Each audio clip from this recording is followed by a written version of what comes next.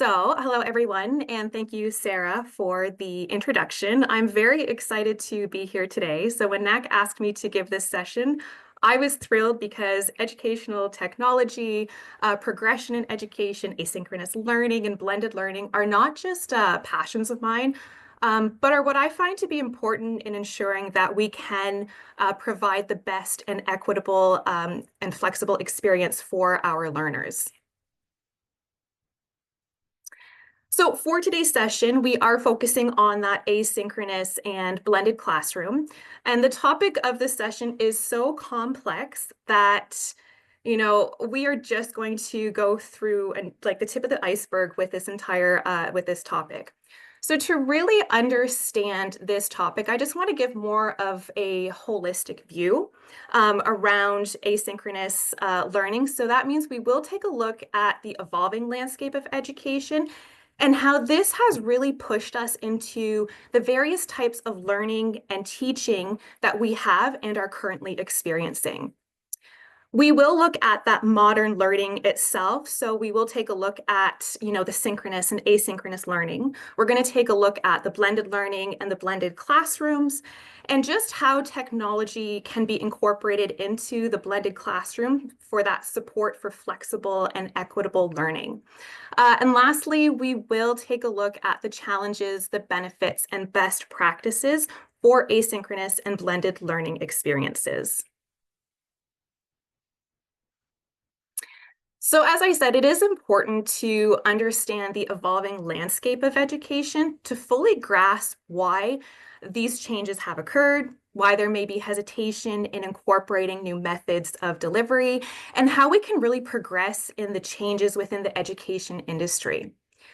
So we are first going to briefly look at that traditional educational system.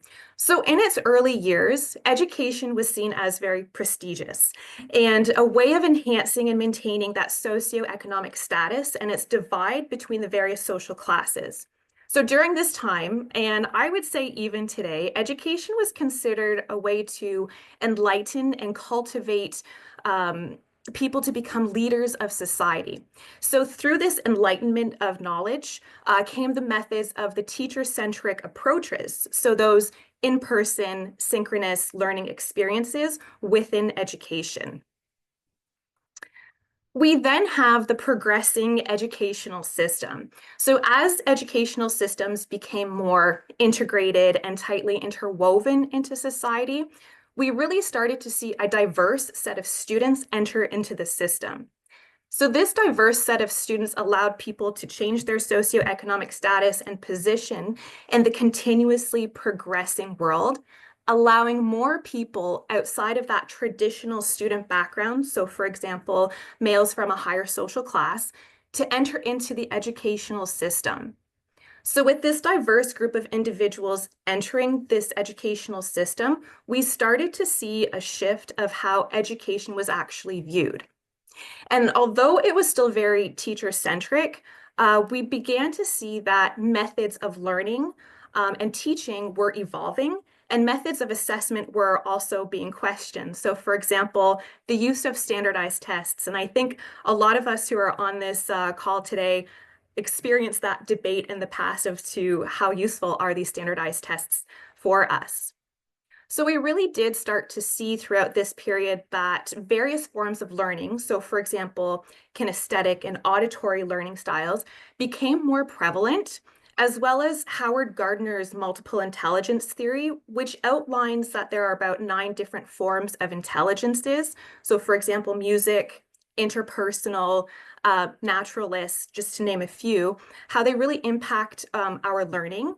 And they were really making its way into the industry and outlining that each individual has their own specialty in learning and that we need to be aware of these differences and essentially cater to them to really provide a successful learning journey for our students.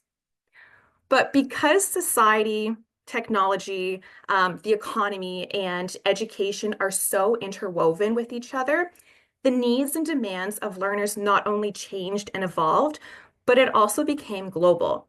And this is where we now have the modern educational system. And this is what we're currently experiencing and moving through. So educational systems and their communities that they're in have really created that tightly woven connection, establishing a codependent relationship with each other. So within this modern educational system, we have seen that along with the technological, economical, and social influences on that educational experience, that student expectation has significantly driven a paradigmatic shift within the learning and teaching experiences.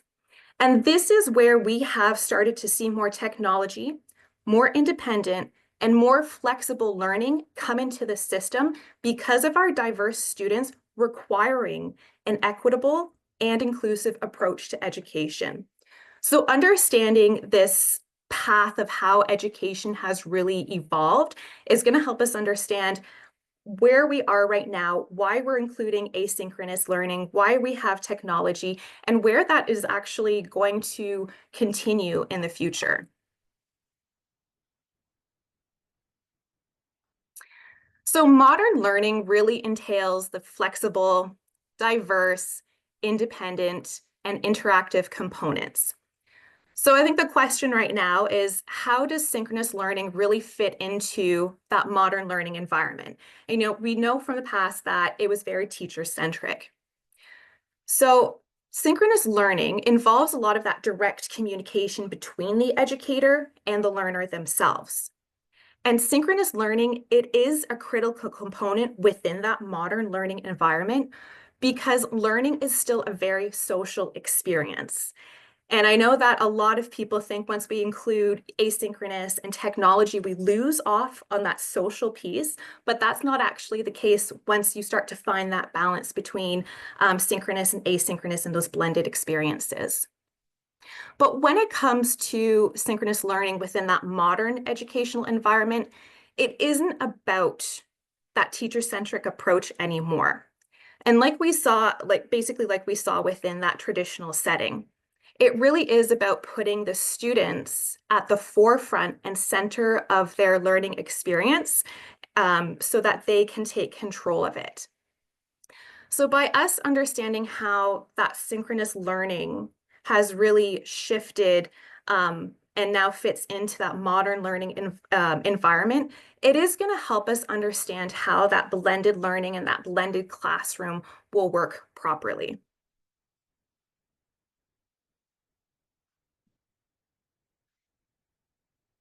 So as I did mention, and what we saw through that evolving landscape of education, we are still within this modern learning experience.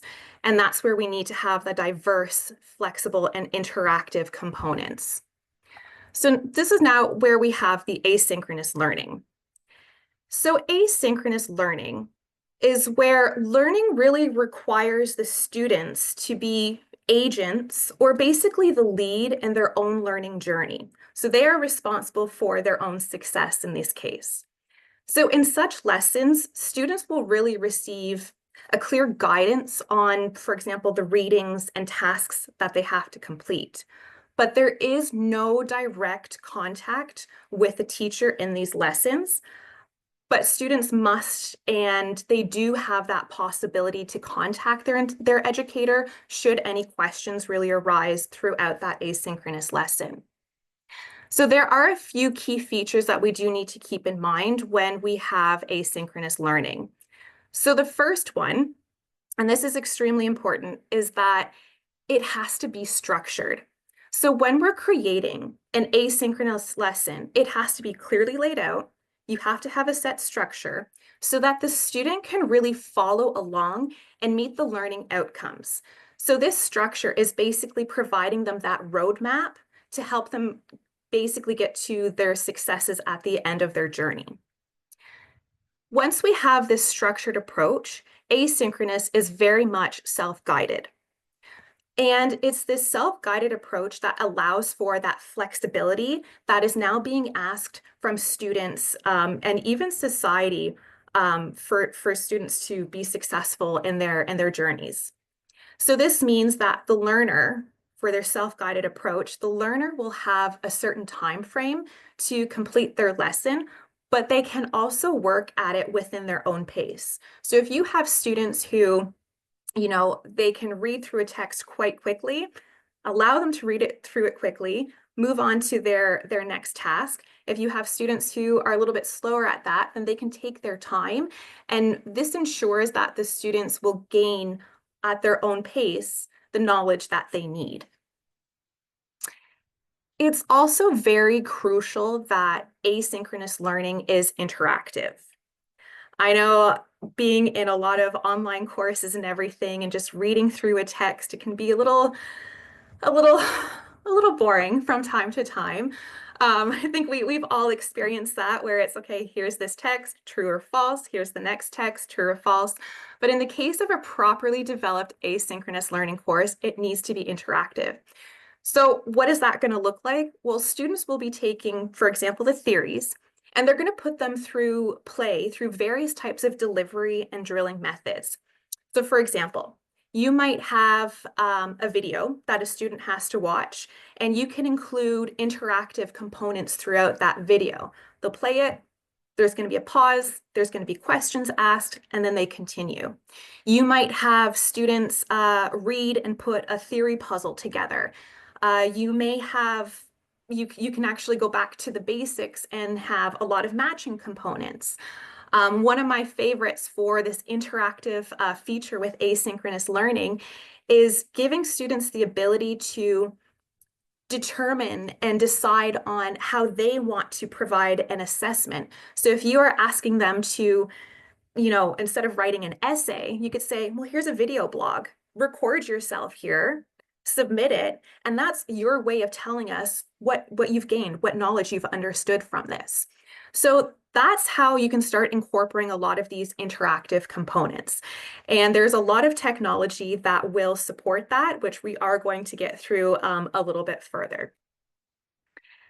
But lastly, and most importantly, what I think for me is the most important is that asynchronous learning is equitable. So within the interactive components that we've seen, we can actually add in a lot of accessibility features. So for example, you could have a reading text where it reads out to them.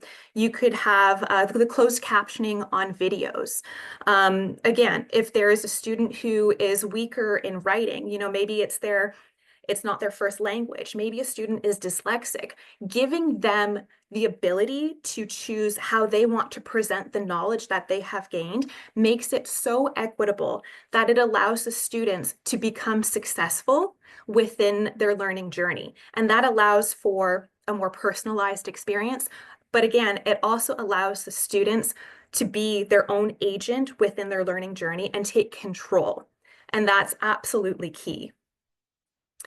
So ultimately, asynchronous learning really allows educators to cater to a diverse group of student needs.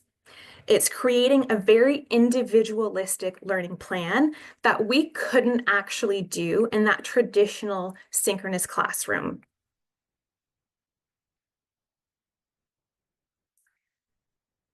So just to basically summarize a little bit from the modern learning. So modern learning is, like I said, it's still a very social construct, which does involve the use of the synchronous learning here. So making sure that there is that direct communication, as well as the asynchronous learning and teaching approaches where students do become agents of their own learning journey. So where does this actually bring us to blended learning? And essentially the question of, is asynchronous explicitly the same as blended learning? And to be quite frank, and the short answer, it's absolutely not. Again, it is a bit more complex than that.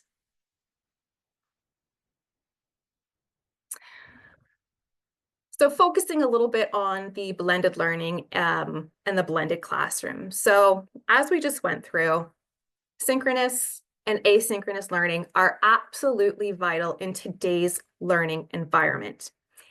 Even today, with the research, the tools, the training around the inclusion of technology and asynchronous learning, I think there is still quite a bit of hesitation and resistance in for many educators and institutions really incorporating these methods. So as I mentioned earlier, synchronous learning is critical within the educational journey because learning is that social construct. So the challenge now is that we are facing is establishing that balance between between the synchronous and the asynchronous methods. And this is where we have to have that kind of growth mindset so that once we find this balance, then we can actually have that proper blended learning experience. So we can see here in that Venn diagram that the features of the synchronous and the asynchronous learning are quite different. They're essentially like on the opposite ends. So really, how are we going to create a balanced, blended approach when we are trying to include the blended learning and that blended classroom? And that's where I believe a lot of educators, a lot of institutions have that issue and hesitation when they're trying to incorporate it because there are so many moving pieces. It's the how do we make sure that the students get to where they need to be?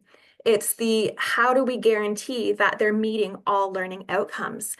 How are we ensuring that the technology that we are using is going to support their learning, but it's not going to replace the educator? And I think that's also another big fear and hesitation that people have to incorporate such experiences and methods because they fear that technology is going to replace the educator. And through research and experience, I can tell you now that is never going to be the case because education and teaching and learning, it is social and we need that. And as individuals, we are social people. We have to have that interaction with each other. So how are we actually going to create this balance for this blended learning approach? And this balance really is just that mix between the synchronous and asynchronous methods, supported, like I said, by technology from both sides. I really wish that I could give you a formula that can be used consistently to create a balanced blended learning experience. But it really does, number one, depend on the topic. It depends on, the course. It depends on the learning outcomes. So in this case, I would recommend using the Universal Design for Learning, or the UDL, because that's going to help provide multiple means of engagement, multiple means of representation, and how to provide multiple means of action and expression. I know it's not yet listed here with the Universal Design for Learning, but there is coming at the end a link as well as a QR code where you will have access to a guide that's been created for you that has this information for you to follow. But as you start to develop your asynchronous lessons and those blended learning classrooms, it really is going to be a matter of trial and error for you all. And that's just because of the complexity of everything that has to go into creating a proper asynchronous lesson and blended learning classroom. But it's really important that for you as educators, it's not just up to you to put the work into creating and establishing this type of modern learning. It is also up to the institutions to create the policies, to create the processes, and to create the guidelines to not only help maintain a standard and to support you as the educator, but to also ensure that from an institutional perspective, that students know what their expectations are within such learning environments. And that's how we're going to continuously keep that codependent relationship between, societies, between the educational system, and ensuring that students know exactly what they need to do to continue to move forward. So really knowing what makes up this blended learning experience in classroom, it really does help us to define or redefine a few terms. And I know the terms of hybrid and blended learning, there are various definitions for them. And that's just the nature of, how quickly the education industry has been progressing. So in terms of blended learning, when we're redefining it, it is a combination of and balance of both synchronous online learning and asynchronous teaching experiences. Now, I actually put online in parentheses because traditionally speaking, the blended learning classroom consisted of synchronous online live lessons, online lessons itself, and not necessarily an asynchronous component, not necessarily, a shared component of students being in class some days, some being online other days, and so on. So because of how education and the demand has been changing, that's why I added that into some parentheses there. We also have the blended classroom, and it is exactly how it sounds. It is a mix of in-person instruction and online learning tools supporting that flexible and personalized education.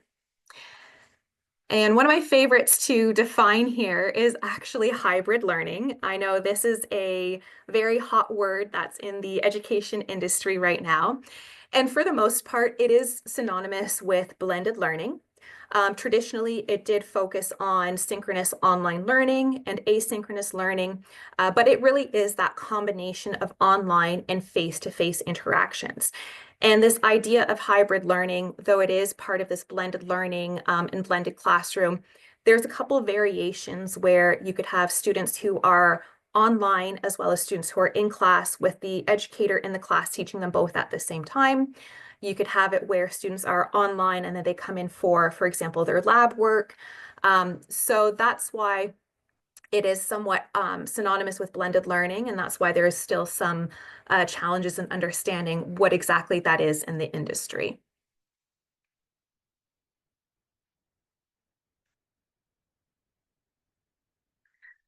So technology in the classroom. I could talk about this for days. This is one of my favorite topics here. I like to play around with the apps and tools that exist, and there is a list of them, let me tell you. So, but now that we know that blended learning really is that use of asynchronous learning, and that the combination of asynchronous and synchronous learning, and that we need that balance, and that it does need to be basically technologically driven, um, it's really going to help us reach a more diverse group of learners.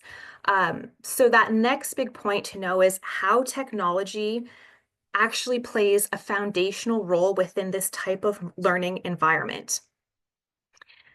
The integration of technology into the classroom, like I said before, it is not about replacing the educator. It's about supporting the educator and the student throughout that learning journey. And that is a key point that we have to keep in mind.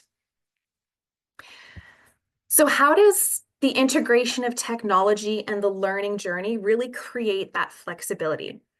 And I believe that this component here is one that we're all pretty confident in knowing, but flexibility with technology, it brings that anytime, anywhere access. It allows us to create that accessible learning environment to reach a group of learners who we may have never been able to reach before. This could include learners in rural areas, single parents, learners who are supporting themselves financially to attend school. So by us giving them that platform, by utilizing learning management systems, by making sure their lessons are available to them, they can access that learning, and we are therefore supporting them in progressing and changing their own lives. It's also allowing, through that flexibility with technology integration, that real-time feedback and assessment. So I think this one is for both the student and the educator. And I think we've all experienced it that, a student, once they have submitted an assignment, they come to us within 24 hours and say, "Did you grade it? Can I get my feedback yet?" I think we've all experienced that from an educator's perspective. And I don't know about you, but it's driven me crazy from time to time because it's one of these, "Oh, okay, I just got it. Give me a second." So the use of technology and the learning management systems really allows us to have tools like your quizzes. It allows for auto grading.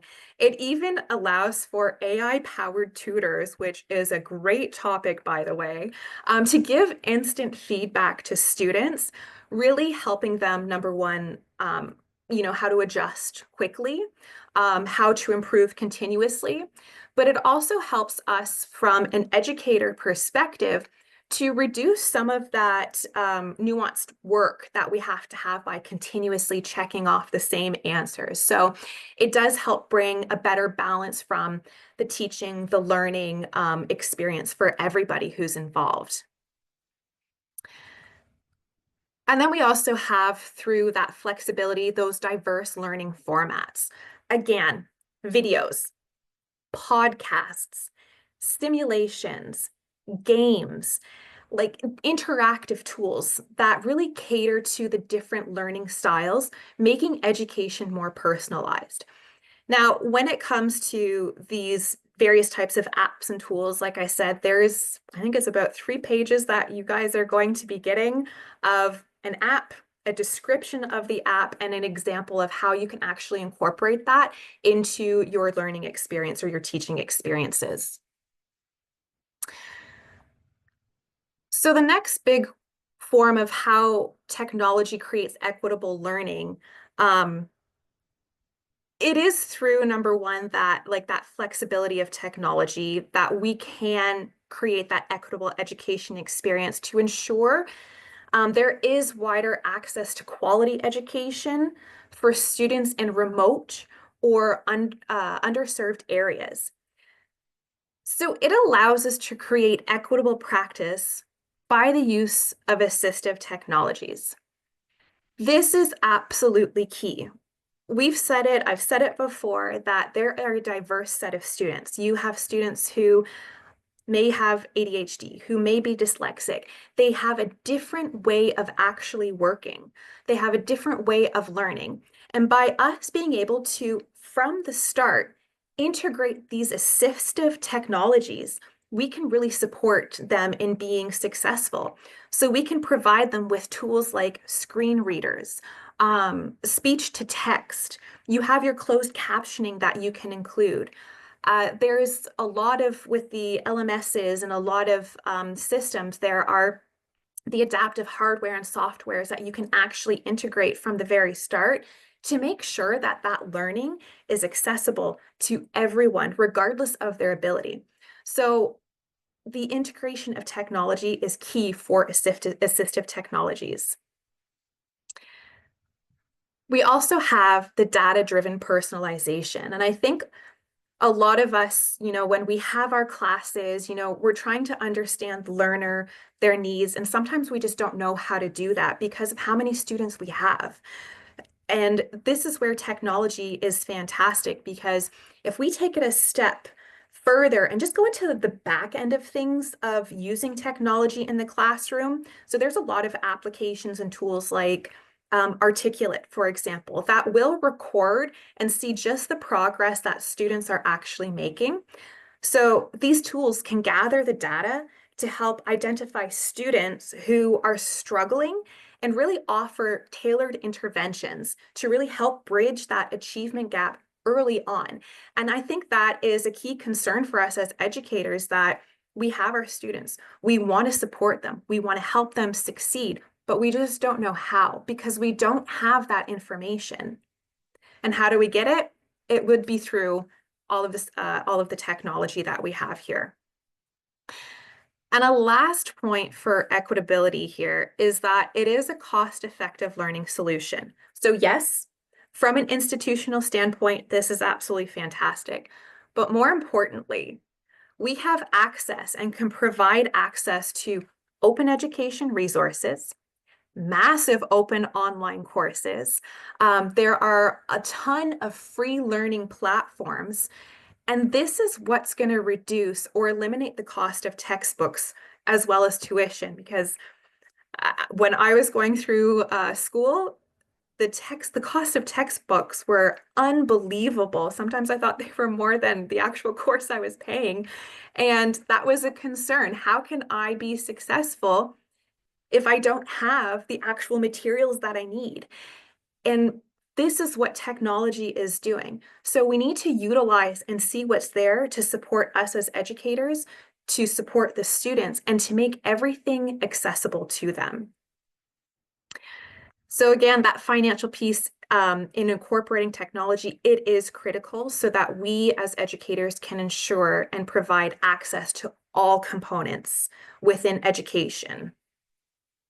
And again, I could go on about a list of technology, different technology, and how to integrate it, but there is that QR code and that guide that you will have access to.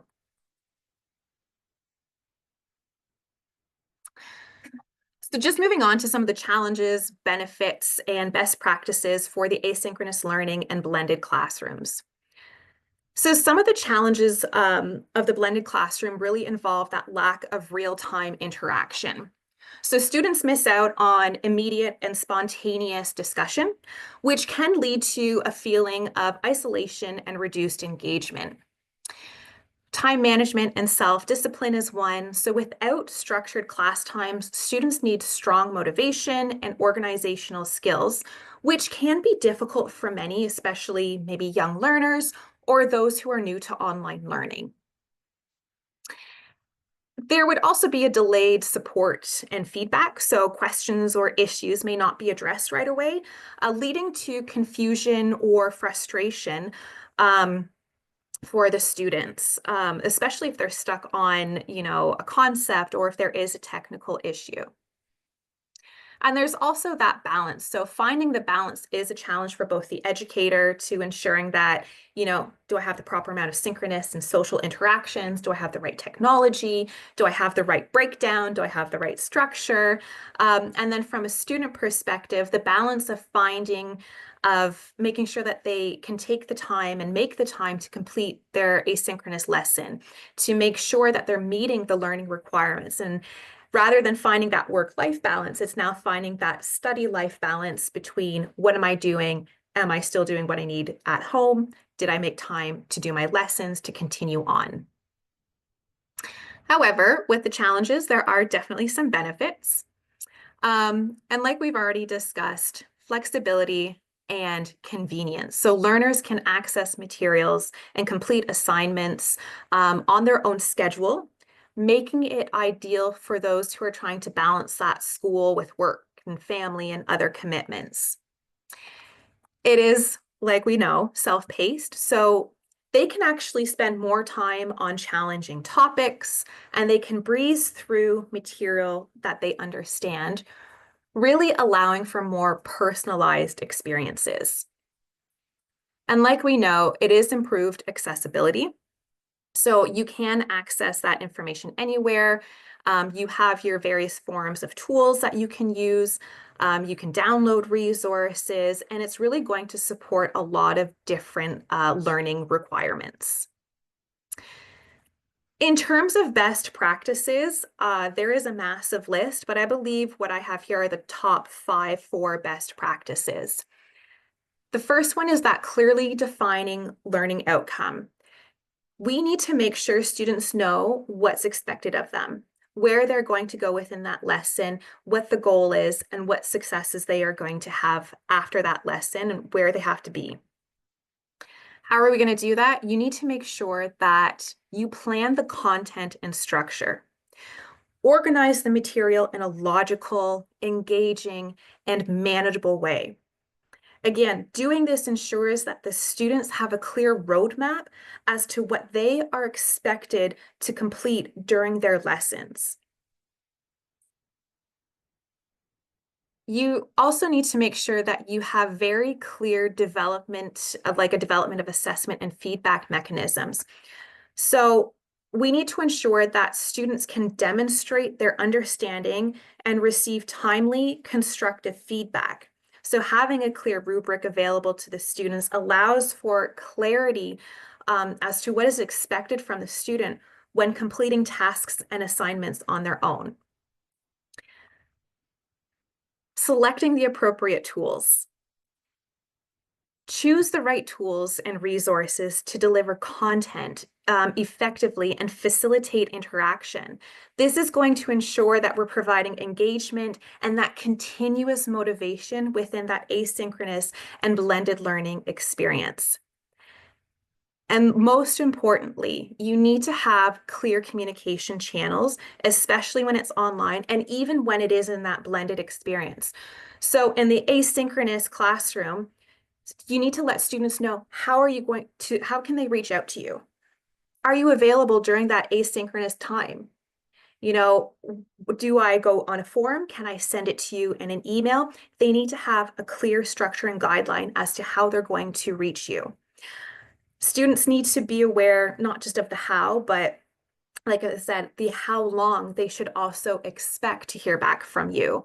And as a rule of thumb, when it comes to asynchronous lessons, I think it's really a good idea that educators are available on that day in case there is an urgent question that does come up. But again, it is up to the students to take control of that learning and know, okay, if my deadline is at this time, I should ask my instructor a few hours before at least, and not 5 minutes before I have to submit something. And that's the challenge that our students are going to face, but that's also where we provide that roadmap for them to be successful in that case. So, and just to really summarize what we have gone through, because I know it was a lot of information here, but we did take a look at and learn how, education has really progressed to where we are. Why do we now have asynchronous learning and what we need to prepare for? So if students are basically saying, I want more interaction, I want more hands-on, we're going to have to provide that to them. And what that's going to look like in a year from now, 5 years from now, no idea. It's going to constantly change. And that's the exciting thing about us working within education. We get to keep learning along with the students. We've really redefined, and understood synchronous and asynchronous lessons, how we still need that social interaction to be mixed with the asynchronous components for that modern learning, as well as taking a look at how a blended classroom or how that blended learning requires that proper balance between asynchronous, between synchronous, and the proper use of technology. And we've really dipped our toe is into the use of technology in the classroom to create that equitable and flexible experience. And all of these have to feed in and support the student-centric approach, so that that modern learning and blended learning experience is where it needs to be, and it is creating that successful student learning journey. And we have looked through those challenges and benefits. So the concepts and methods around asynchronous and blended learning and technology integration, they really are multifaceted. And this was just the tip of the iceberg. I really hope that you continue to learn about this and, really dive deep into what is actually out there. Just because we are going to see more of this involved in education, and we need to include it. It's going to add such excitement into the learning journey for students. And as I promised, there is the QR code there. I believe, Austin, if you would also like to send the link in the chat if you haven't already. It's just a quick little guide for you to give you a checklist of what you should look into, a list of the ed tech that's available, and just like a how-to. And that's all I've got. So I guess if there are any questions.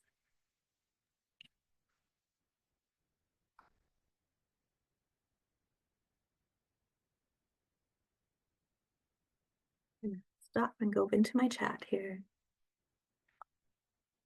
I've got one.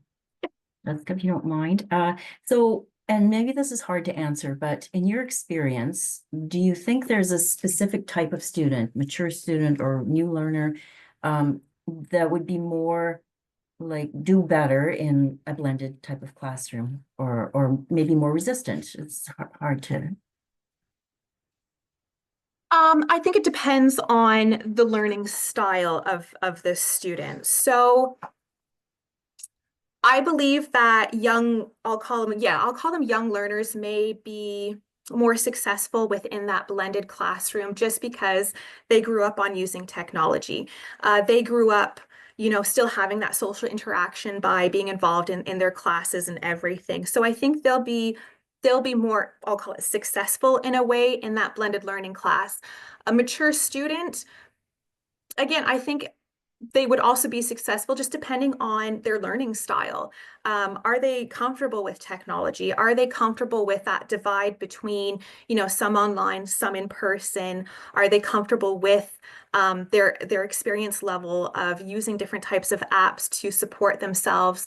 With a mature student, you also have to consider, you know, what's going on in their personal life? Are they parents? Are they caregivers? Are they working full time? Do they have that time to dedicate to add a little bit more of that self-guided approach in those blended experiences? Thank you.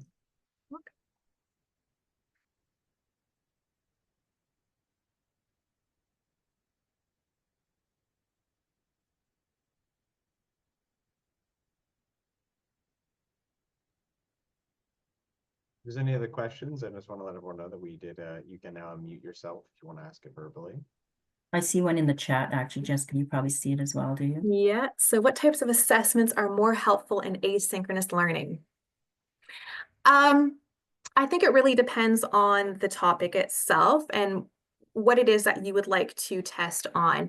So I would recommend, instead of you can do the traditional approaches of quizzes and everything, but if we want to add more engagement and motivation to the students, instead of doing an assessment in terms of an exam or an essay upload, have them do the blog, have them do a reflection, have them do um, like the infographics for the student to get involved in, just so that they can demonstrate their knowledge acquisition in a very different way. So again, it is going to be that trial and error, but trying to make it as motivational and engaging as possible.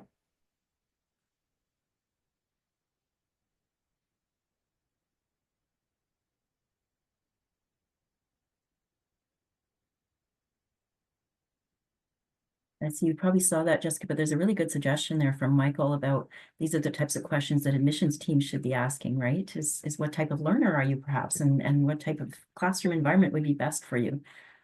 Absolutely. I think that's important for, not just admissions, but the entire institution, because as educators, we need to know, are there accessibility needs from the students? And sometimes students don't feel, confident enough, or they might feel that they are going to have a deterrence to being successful when they ask for that support. And that's the complete opposite. So as educators, as admissions, as institutions, we need to tell the students, let us know. We are here to help you. If you need assistive technology, 100%, let's go into this. Let's get you that support that you need so that you are successful. What kind of programs that are traditionally synchronous can benefit from asynchronous learning? Sarah, all of them. Honestly, all of them. I think we have to take a look at the content. If there is a very heavy theory-based component to a program, then let's put that online. Let's put it through an asynchronous component so the students can take their time to go through the theory that they need and work at their own pace. Let's include, interactive activities for them to test the theories that they are learning. How can we encourage traditional technology resistant students to feel comfortable with blended learning? Essentially, what we can do is just have them test it out and making sure that we're providing them with the support that they need. Telling the students that if you try it out, it's not going to, have any impact on, a final grade or anything. It's just for you to see, do you like this? Is a different way to interact with you. Making sure that we are there to support them as much as we can. Okay, creating an assignment that includes student evidence such as pictures showcasing parent. Yes, Jayanti, absolutely. Always encourage students to bring their experiences into everything that we do with that reflective component, 100%. Otherwise, they don't understand what is assignment, because assignment back to back all. And I love this new this year program NSSC changed. Assignment is hands-on practice. They can learn so much rather question answer or just talking. So I always encourage them, do your hands-on practice, put those pictures, right? Absolutely. And only one thing, this is my suggestion. Last year, I just took back. I was with the NSSC jam session, and then later on, I left. The communication module, if it is after, like second or before the program start, maybe that's going to help a little bit more students to understand, because they have international students are there, language barrier are there. So that's my opinion, that's my view. From the beginning, like 6 years on, I want that if it can be the first module, how to communicate so that they can able to understand, and then rather with the mixture of EC, and then they learn philosopher and um, um, history, because that's going to be too tough for, oh my God, so much terminology, so much things to know. So they got, like, some of them like about to quit. So that's my opinion. Yeah. Definitely the communication is definitely a key piece there that needs to be incorporated, like you said, before a program and everything, and even throughout, just so that the students have that continuous support there. And then they open.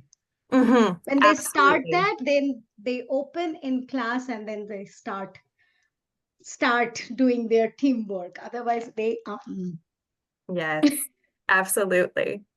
So that's my suggestion. If past, if we can twist and turn a little bit our NSCC program for EC, I'm telling, yeah. I'm just going to go to a quick question here. So I have here, I wanted to inquire about what support systems can we put in place for students who are struggling with the blended approach or who need additional help with technology. So in terms of the support systems, I think it's absolutely key that there's a technological support there from an IT, or at least somebody like an instructional designer who is available there from one side to help with the technology integration, the use of the LMS. When it comes to the use of the content in it, the educator, the instructor should be there to help support the student in terms of accessing it, understanding it, creating videos, creating how-to guides so that the student can actually work alongside with their system, with the apps, with that blended approach. So there are going to be a lot of processes and moving pieces that would need to be incorporated at the very start to help students guide themselves throughout it. But those can also be done with, like I said, with videos there. And when there is that blended approach, I think also key there, it's making sure that our educators have enough training in that, and that the educator has the support in it, because as educators, we're going to be basically that frontline defense for the students to say, hey, I need help. How do I do this? So institutions need to provide all the professional development and backing and support to the educators so that we can make sure that the students are being successful. Michael, yes. Yeah, I agree. There needs to be within the orientation an IT tutorial, exactly. Anything that's going to help the students. So the tutorials, videos, documents to help them throughout their studies there. Absolutely.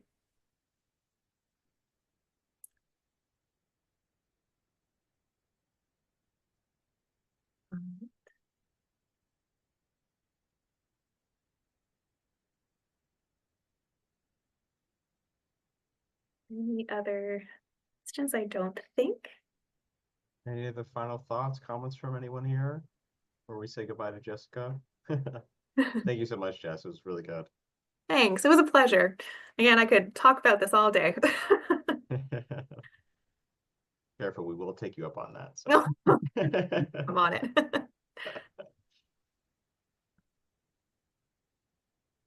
Just one final thing, Jessica, thank you for reminding us that education is a social experience, right? Because I think Yeah. we need to remember that and that's what that connection is important, and it can happen in the online environment, but also, yeah, so thank you. And I learned a lot. Thank you, Jessica. Yeah, it was a pleasure. Yeah, thank you.